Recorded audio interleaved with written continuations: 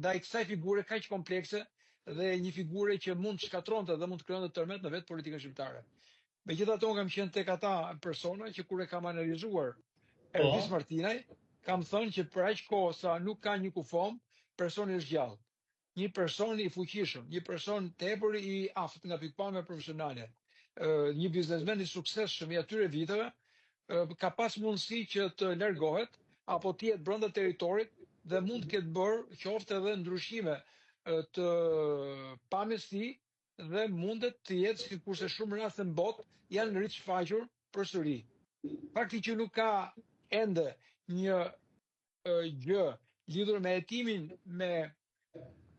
atë shoqëruesin e tij që punonte në strukturën që punonte shoqëruesi i tij, ai nuk foli asnjë fjalë. Kaloi në heshtje ai moment që ai u dënua dhe përsëri u lirua dhe nuk pati asnjë lloj komendi nëse ai foli apo nuk foli, nëse ka dhëna apo jo lidhur me Ervis Martinaj. Prandaj vazhdon të mbaj enigm, por dhe politika është e interesuar që ai të mos jetë, sepse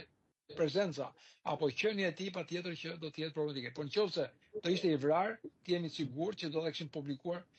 sa më parë, sepse kanë qenë shumë të interesuar vetë politika, por edhe vetë grupet kriminale të cilët kishin vënë para apo kishin ato konflikte për shkak të jo vetëm zonave të influencës, por edhe për arsye të